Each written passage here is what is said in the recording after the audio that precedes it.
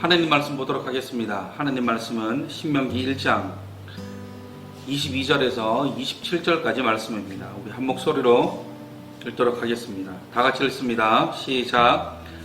너희가 다 내 앞으로 나와 말하기를 우리가 사람을 우리보다 먼저 보내어 우리를 위하여 그 땅을 정탐하고 어느 길로 올라가야 할 것과 어느 성읍으로 들어가야 할 것을 우리에게 알리게 하자 하기에 내가 그 말을 좋게 여겨 너희 중 각 지파에서 한 사람씩 12를 택하매 그들이 돌이켜 산지에 올라 에스골 골짜기에 이르러 그곳을 정탐하고 그 땅의 열매를 손에 가지고 우리에게로 돌아와서 우리에게 말하여 이르되 우리의 하나님 여호와께서 우리에게 주시는 땅이 좋더라 하였느니라.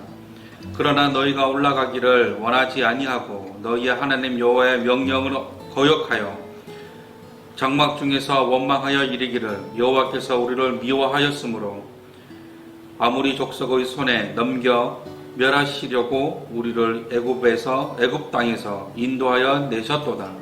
아멘. 오늘도 하나님을 예배하러 오신 여러분들을 주님의 이름으로 축복합니다. 오늘은 옹고지신이라는 제목으로 말씀을 나누기를 원합니다. 오늘은 말씀의 제목인 이 옹고지신은 우리 생활에 흔히 사용하는 용어입니다. 사자성어죠.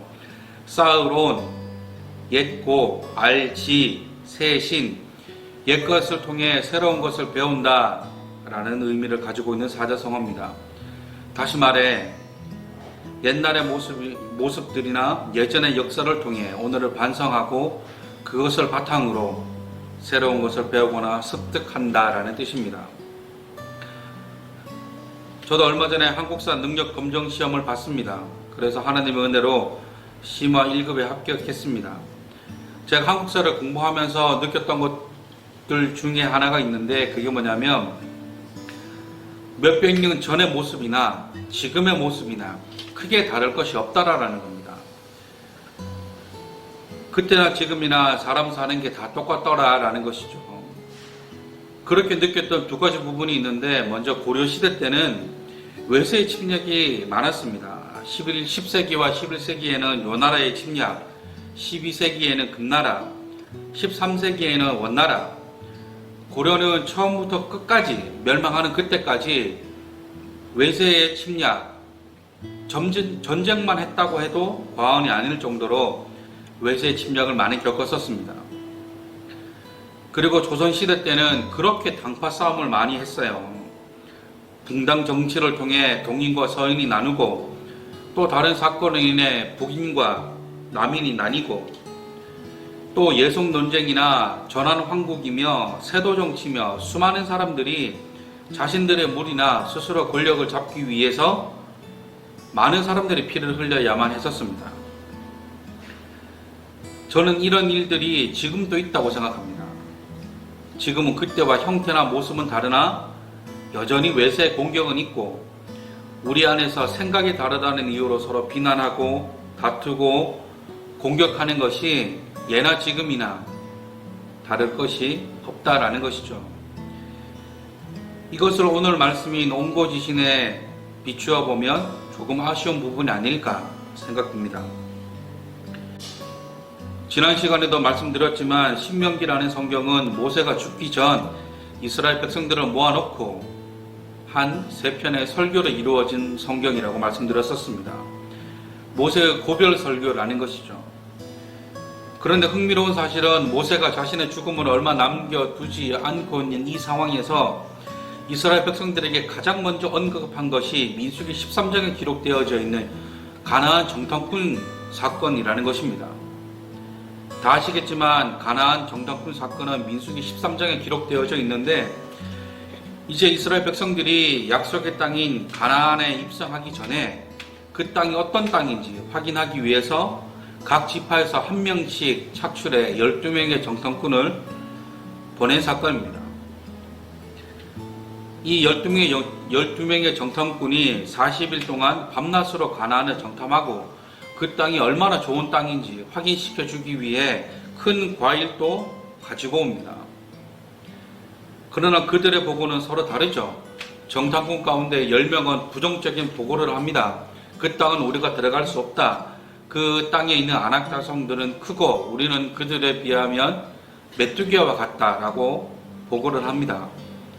그러나 그 12명의 정탐꾼 중에 2명인 여호수아와 갈렙만이 들어가야 한다. 그들은 우리의 밥이다 라고 보고를 합니다.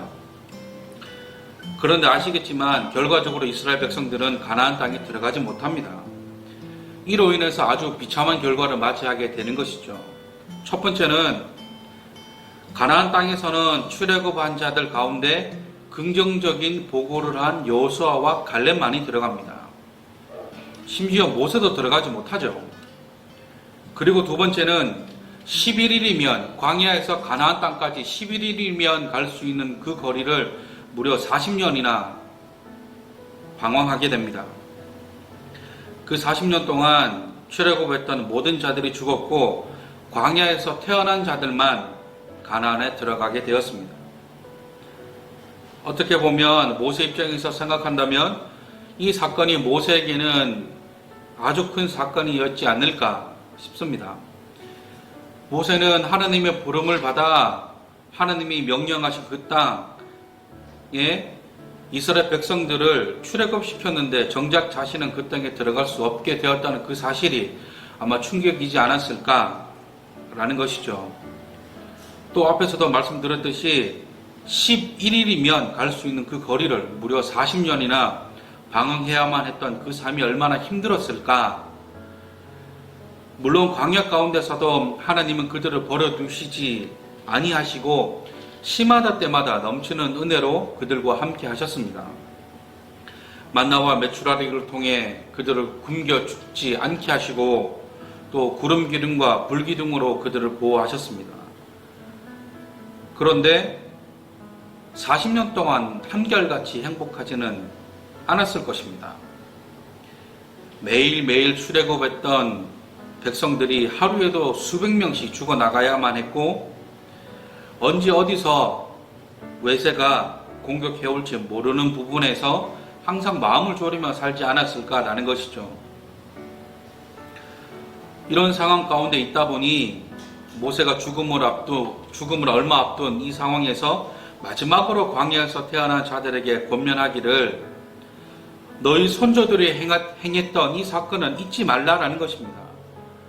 이 사건을 통해 우리가 얼마나 많은 대가를 치러야만 했는지, 그러니 앞으로도 이런 일이 생기면 무서워하지 말고 두려워하지 말라, 너희보다 먼저 가신 하나님을 믿으라 라고 권면하는 것입니다. 저는 항상 성경을 읽으면 항상 이런 부분이 좀 아쉽다라는 생각이 듭니다. 그게 뭐냐면 우리가 성경을 문자로만 읽다 보니까 당시 상황이나 이런 배경을 좀 건조하게 받아들입니다. 아마도 이런 장면을 영화나 드라마로 재현했다면 아마도 모세가 간절한 마음으로 부탁하지 않았을까라는 것이죠. 상상하기로는 모세가 지금 나이가 많은 상황이니까 아마 큰 소리로 그들에게 얘기하지는 못하지 않았을까. 다만 얼마나 간절한 표정으로 그들에게 권면했을까라는 상상을 하게 됩니다. 그렇다고 한다면 지금 이 모세가 전하는 이 말을 듣고 있는 이스라엘 백성들 또한 말씀을 통해 이 말씀을 듣고 있는 저와 여러분들은 어떤 결단과 다짐을 하셔야 할까? 이 사건과 이 권면을 온고로 삼아 어떤 지신을 깨달아야 할까? 이 모세의 권면을 통해 저와 여러분들이 알아야 할 하나님의 교훈은 무엇일까? 알아보기를 원합니다. 하나님의 교훈 첫 번째는 믿음을 점검하셔야 한다라는 것입니다. 앞에서도 말씀드렸지만 이 가나안 정탐꾼 사건은 민수기 13장에 기록되어져 있는 말씀입니다. 그런데 이스라엘 백성들은 이미 출애굽할 때부터 수많은 하나님의 역사를 경험했었습니다.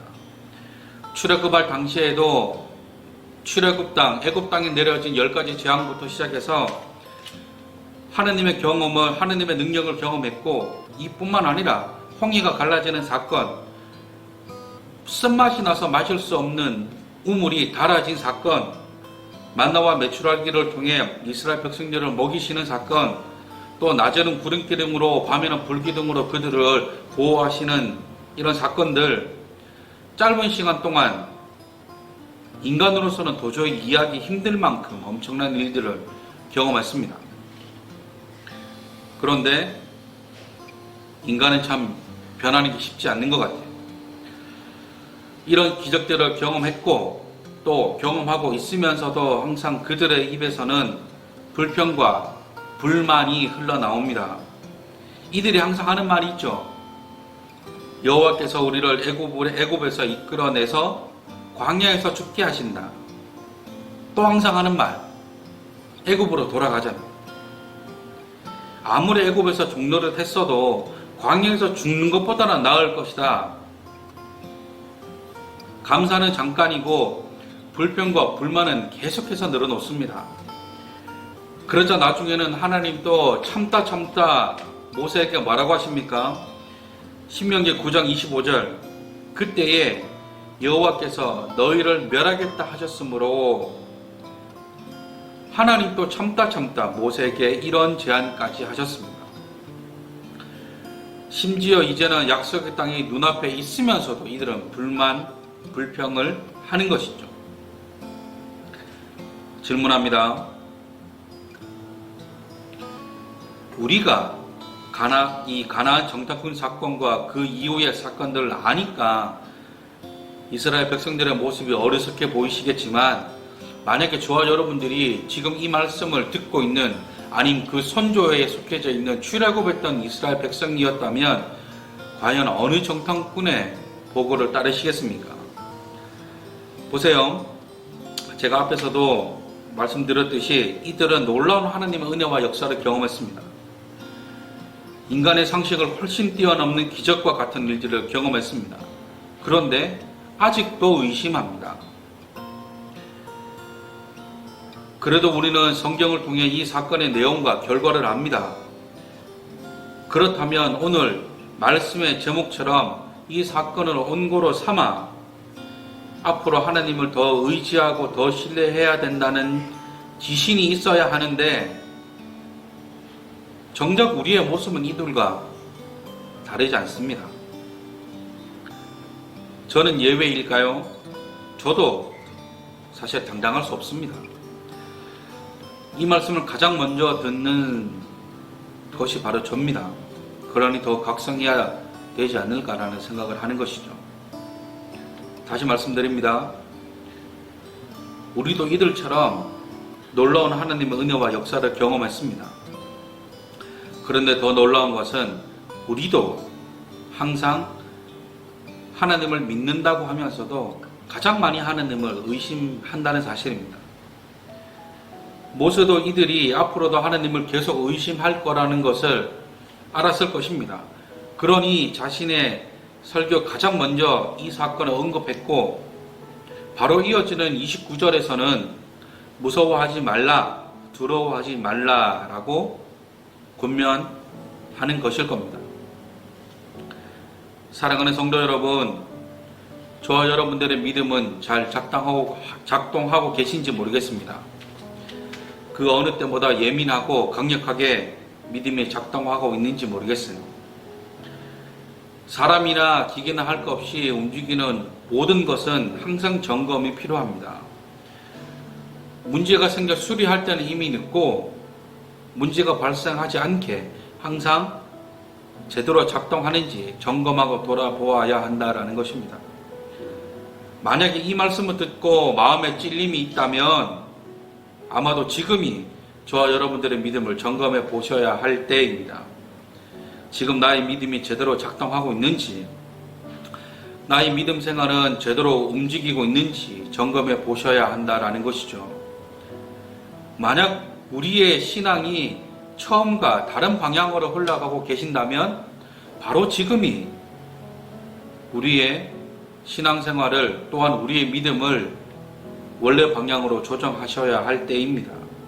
또한 나의 믿음이 어떤 부분에서 약한지 항상 하나님께 물어보셔야 한다라는 것이죠.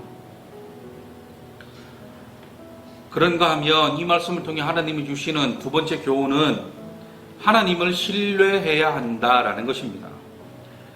계속해서 말씀드리지만 이들은 하나님이 얼마나 크고 위대한 분인지를 이미 경험했습니다. 이미 체험한 사람들이죠. 하나님께서 자연 섭리마저도 깨뜨리시고 이들을 구원하시기 위해 많은 일들을 행하셨습니다. 그러나 이들은 여전히 하나님을 신뢰하지 못합니다. 하나님을 의심했다라는 것이죠. 성도 여러분, 믿음의 반대말은 불신이 아닙니다. 믿음의 반대말은 의심이라는 것이죠. 하나님을 신뢰하지 못하는 문제에서부터 이들의 고난이 시작되었다라는 겁니다. 우리 가운데서도 이런 의심들이 너무나 많습니다. 과연 이게 될까? 과연 이 문제가 해결될까? 아무리 하나님이라도 이 문제를 해결하실 수 있을까? 많은 의구심을 가지고 신앙생활을 한다라는 것입니다. 또 기도가 응답이 되면 하나님은 살아계시다고 찬양합니다. 그러나 또다시 문제가 생기면 이스라엘 백성들처럼 과연 이게 될까? 의심을 가지거나 하나님을 찾기보다 다른 것을 찾게 되는 우리의 모습을 발견하게 되는 것이죠. 그런데 어떻게 보면 인간은 나약한 존재이기 때문에 항상 불안하고 의구심을 갖는 것이 당연하다라고 말할 수 있습니다. 그러나 저와 여러분들의 가장 먼저의 본분은 성도입니다. 세상 그 어떤 것보다 가장 먼저 하나님을 신뢰하는 것에서부터 문제를 바라보아야 한다라는 것이죠. 저도 참 의심이 많은 사람입니다. 지금은 이 기도의 제목이 응답이 돼서 간증이 되었지만 저의 평생의 기도의 제목 중 하나가 저희 어머니가 교회를 출석하시는 거였습니다. 저는 저희 집안에서 처음으로 예수님을 믿게 된 사람입니다. 아마 저처럼 집안에서 처음 예수님을 믿게 되신 분들은 다 공감하시겠지만 집안에서 처음 예수님을 믿게 되는 사람들은 참 고난이 많습니다. 이미 예수님을 믿는 것 자체가 세상 가운데 고난이지만 심지어 집안에서 처음 예수님을 믿는 사람들은 집안에서도 고난입니다. 어머니가 처음에는 네가 신학교 가면 교회를 가겠다 하셨다가 나중에는 네가 전도사가 되면 교회를 가겠다고 하셨다가 나중에는 결혼하면 교회를 가겠다고 하셨다가 자녀를 낳으면 교회를 가겠다고 하셨어요. 계속 말씀을 바꾸시는 거죠. 그러다 보니까 사실 좀 지쳤었습니다. 나중에는 기도도 나오지 않더라고요. 그런데 어느 날 정말 평범한 어느 날 전화 오셔서는 교회를 가셨다는 겁니다.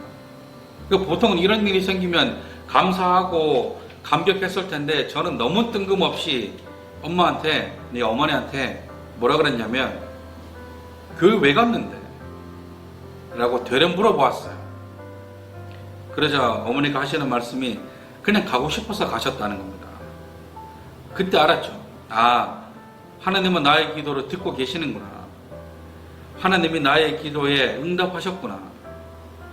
그러면서 하나님은 저의 의심을 확신으로 바꾸어 주셨었습니다.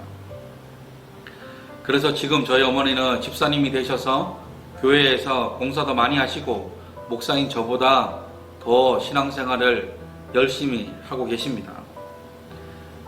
사랑하는 여러분, 저에게도 이런 간증이 있듯이 여러분들에게도 이런 간증들이 있을 줄 압니다. 뭔가 드라마틱한 간증이 있으신 분도 계실 것이고 작게나마 소망했던 것이 이루어진 분들도 계실 겁니다. 그런데 중요한 것은 이런 간증들과 기도의 응답들을 체험했음에도 불구하고 우리는 항상 문제 앞에 두려워하고 무서워하고 있다는 사실입니다. 또한 하나님보다 문제를 더 크게 보기도 한다는 것이죠. 하나님을 의심하기도 하더라라는 겁니다. 이런 의심과 불안과 염려 가운데 하나님은 모세를 통해 말씀하시기를 무서워하지 말라. 두려워하지 말라. 너희보다 먼저 가시는 너희 하나님 여호와께서 애굽에서 너희를 위하여 너희 목전에서 모든 일을 행하신 것 같이 이제도 너희를 위하여 싸우실 것이다 라고 말씀합니다. 하나님의 능력과 역사에 의심이 든다면 여러분들 삶 가운데 역사하셨던 그 하나님을 다시 떠올리셨으면 좋겠습니다. 우리를 위하여 싸우신다고 말씀하시는 그 하나님을 믿으셔야 합니다. 의심으로 가는 내 마음을 돌이켜 하나님을 향한 확신과 신뢰로 우리의 마음을 조정하셔야 합니다. 신뢰는 작은 것에서부터 시작합니다. 말씀을 정리합니다. 오늘은 온고지신이라는 제목으로 말씀을 나누었습니다. 모세가 자신의 첫 설교에서 정당권 사건을 언급하면서 이 사건을 통해 지금 현재의 우리의 믿음을, 나의 믿음을 점검해 보아야 하고 앞으로는 하나님을 의심하지 말고 하나님의 명령에 무서워하거나 두려워하지 말아야 한다는 것을 우리가 배웠습니다. 우리가 흔히 농담삼아 하는 말 중에 믿음이 작네, 믿음이 연약하네, 이런 농담들을 합니다. 당연히 웃고 넘길 수 있는 농담입니다. 그런데 어떻게 한편으로 생각해 보면 정말 나의 믿음이 작은 것일까? 정말 나의 믿음은 연약한 것일까를 되뇌어 볼 필요도 있지 않을까라는 생각을 합니다. 그만큼 우리의 믿음을 점검한다는 것이 중요하다라는 것이죠. 성도 여러분, 믿음이 연약하다고 좌절하거나 믿음이 작다고 실망하실 필요는 없습니다. 이미 나의 믿음이 연약하다고 또 나의 믿음이 작다는 것을 깨닫는 것에서부터 그 믿음의 성장이 시작되는 것이죠. 항상 저와 여러분들의 믿음을 점검하시고 그 믿음을 통해 일하실 하나님을 기대하며 날마다 문제 앞에 넘어지는 것이 아니라 날마다 승리하시는 저와 여러분들이 되시기를 주님의 이름으로 축원합니다. 기도하시겠습니다.